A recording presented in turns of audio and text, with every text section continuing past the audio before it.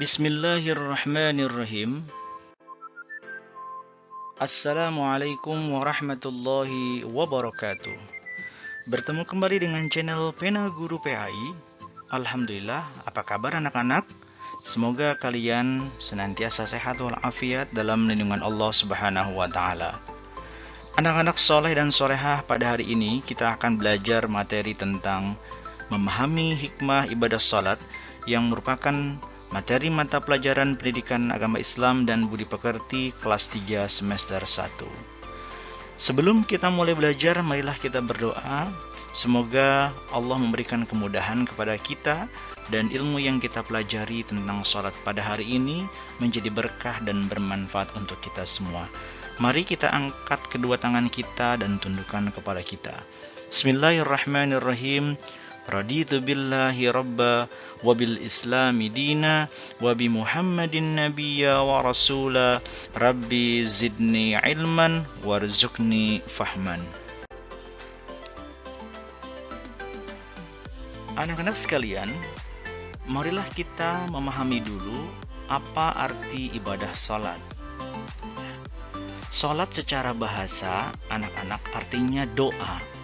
Jadi ketika kita salat, berarti kita sedang berdoa kepada Allah Subhanahu wa taala. Kita sedang meminta, kita sedang memohon. Makanya kalau kalian salat, kalian tidak boleh bercanda karena kalian sedang meminta kepada Allah Subhanahu wa taala.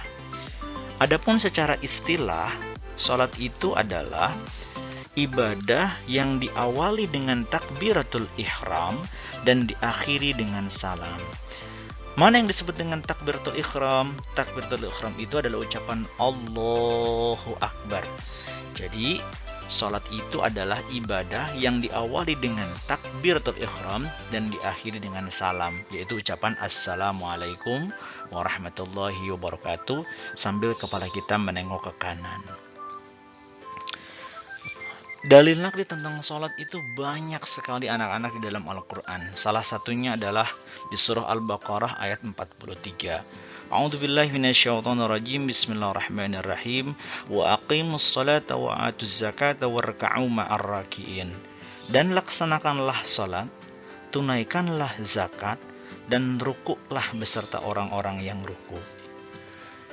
Di surah yang lain, yaitu surah Al-Kautsar, Bismillahirrahmanirrahim. Inna a'tainakal kautsar fasalli li rabbika wanhar inna syani'aka huwal abtar. Sungguh kami telah memberimu Muhammad nikmat yang banyak, maka laksanakanlah salat karena Tuhanmu dan berkurbanlah sebagai ibadah dan mendekatkan diri kepada Allah. Sungguh orang-orang yang membencimu, dialah yang terputus dari rahmat Allah. Berdasarkan surah Al-Kautsar ini, salat ini merupakan bagian dari cara kita mensyukuri nikmat Allah yang diberikan kepada kita. Nabi Muhammad saja diperintahkan bersyukur atas nikmat yang begitu banyak dilimpahkan kepada beliau. Tentunya kita juga banyak mendapatkan nikmat dari Allah, nikmat sehat, nikmat memiliki keluarga yang bahagia, punya ayah, punya ibu yang sayang kepada kita, diberikan kesehatan, nikmat iman, Islam. Maka sudah sepantasnya kita bersyukur kepada Allah dengan cara apa, nak? Salat. Ya, jadi salat itu adalah bagian ucapan terima kasih kita, syukur kita kepada Allah Subhanahu wa taala. Salat 5 waktu itu anak-anak diperintahkan kepada Nabi Muhammad pada peristiwa Isra dan Mi'raj. Kalau perintah yang lain diperintahkan kepada Nabi Muhammad itu melalui malaikat Jibril.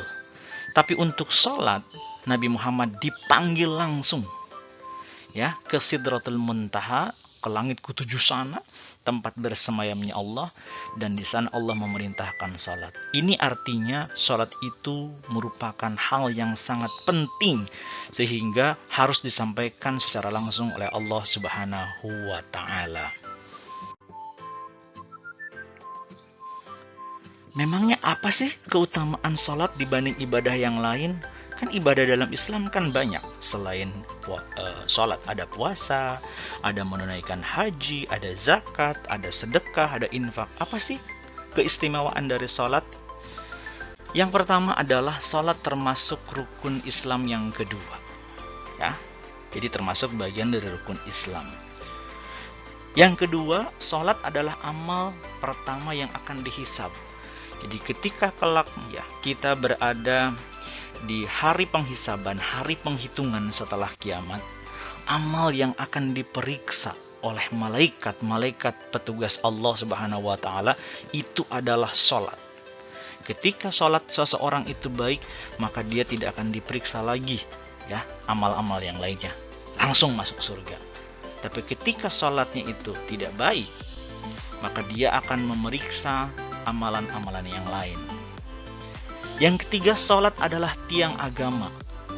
Ketika suatu kampung, suatu desa, umat Islamnya masih melaksanakan sholat berjamaah, masjidnya rame, musolahnya rame, maka agama di wilayah itu insya Allah akan berdiri tegak.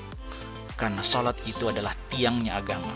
Tapi ketika satu wilayah, penduduknya Islam semua, Muslim semua, tapi tidak melaksanakan sholat, masjidnya kosong, musolahnya kosong, maka itu tanda-tanda ya agamanya sudah roboh, sudah hancur, karena tiangnya sudah tidak lagi digunakan atau tidak ada tiangnya. Maka sholat itu menjadi penting. Yang keempat, sholat adalah ibadah yang membedakan dengan agama yang lain. Anak-anak sekalian, puasa agama yang lain pun ada. Di Kristen ada, di Hindu ada, di Buddha ada. Kemudian berinfak, berbagi, itu juga ada. Tapi sholat itu adalah hanya yang dimiliki oleh Islam. Maka kalau kita mengaku sebagai seorang Muslim, maka kita harus sholat 5 waktu. Ya, anak-anak ya, ingat, sholatnya 5 waktu. Subuh, zuhur, asar, maghrib, dan isya.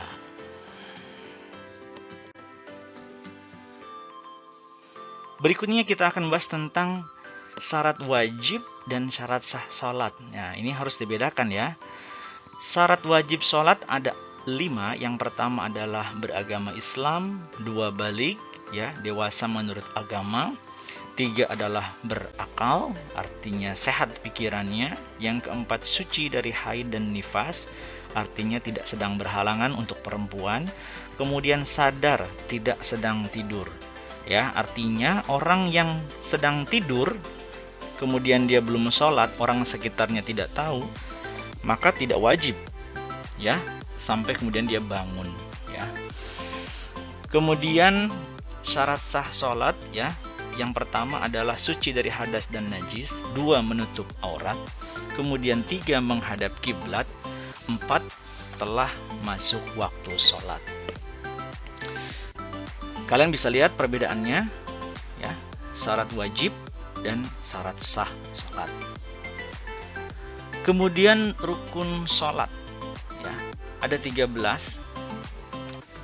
Yang pertama adalah niat, yang kedua adalah takbiratul ihram, yang ketiga berdiri jika mampu, yang keempat membaca surah Al-Fatihah, 5 ruku dengan tumaninah, 6 i'tidal dengan tumaninah, 7 sujud 2 kali dengan tumaninah, 8 duduk di antara 2 sujud dengan tumaninah, 9 duduk tasyahud akhir, 10 membaca doa tasyahud akhir, 11 membaca sholawat, 12 membaca salam, dan 13 tertib. I'tidal itu adalah bangun dari ruku, ya. Gerakan bangun dari ruku itu disebut dengan i'tidal. Kemudian tumakninah itu artinya diam sejenak. Jadi kalau kalian ruku itu diam sejenak. Jadi tidak boleh ruku langsung bangun dengan gerakan yang cepat. Sujud pun sama, sujud yang tenang, diam sejenak, baru kemudian bangun. Ya, jadi tumakninah itu menjadi sangat penting dalam sholat agar kita sholatnya khusyuk.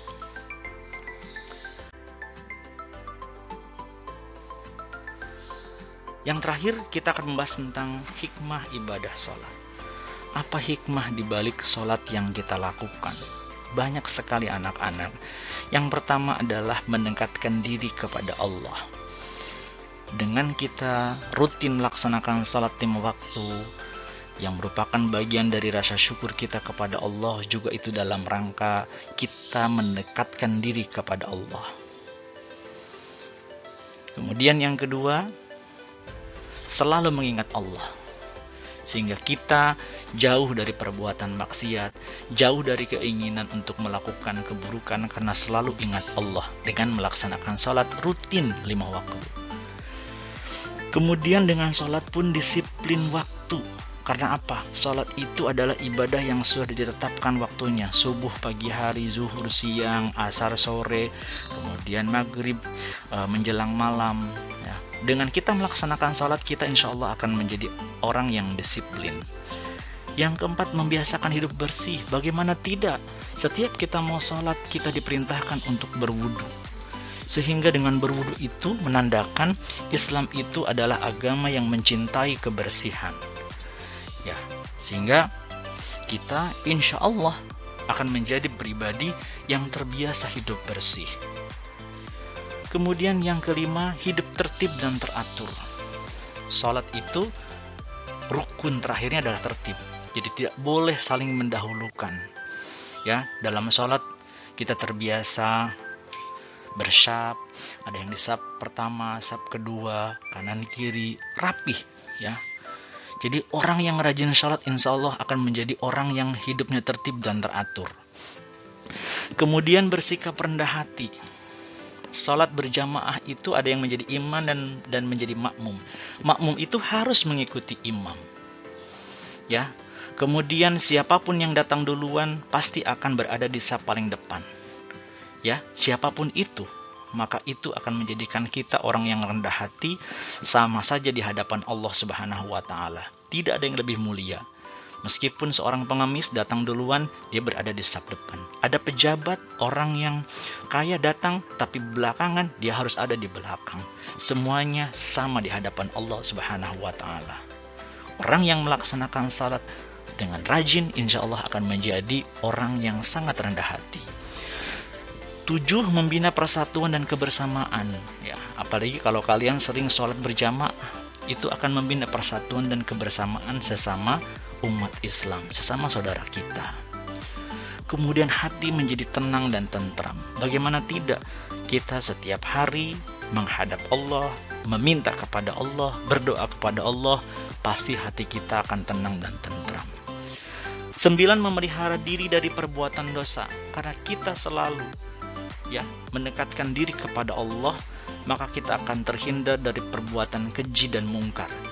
Perbuatan keji itu adalah perbuatan menyakiti diri sendiri, sedangkan mungkar itu adalah perbuatan yang menyakiti orang lain. Dengan salat insya Allah kita akan terhindar dari kedua hal tersebut. 10. Menyehatkan jiwa dan jasmani. Ya, orang yang melaksanakan salat insya Allah badannya sehat. Lihat dari gerakannya, ada ruku, ada sujud, ada i'tidal, ada duduk tasyahud. Bagaimana badan kita diolah sedemikian rupa sehingga insya Allah akan menjadi orang yang sehat. Ya, banyak sekali faedah gerakan-gerakan salat. Anak-anak, demikianlah pembelajaran hari ini. Semoga dapat dipahami, bermanfaat, serta dapat membentuk kalian menjadi anak-anak muslim yang rajin menjaga salat. Ya, kalian sekarang udah kelas 3, harus mulai belajar sholat. Aku sholatnya baru 3 waktu pak, boleh. Baru 4 waktu pak, boleh. Tapi pelan-pelan lengkapi 5 waktu. Harus belajar dari sekarang. Karena sholat itu adalah pada akhirnya akan menjadi sebuah kebutuhan, bukan lagi kewajiban. Dan harus dibiasakan dari sekarang, dari sejak kecil, agar nanti ketika kalian sudah besar, itu akan terbiasa. Mari kita tutup perjumpaan ini anak-anak sekalian dengan membaca doa penutup majelis. Sampai jumpa di video berikutnya. Bismillahirrahmanirrahim. Subhanakallahumma wa bihamdika asyhadu an la ilaha illa anta astaghfiruka wa atubu ilaik. Terima kasih, sampai jumpa di video berikutnya. Wassalamualaikum warahmatullahi wabarakatuh.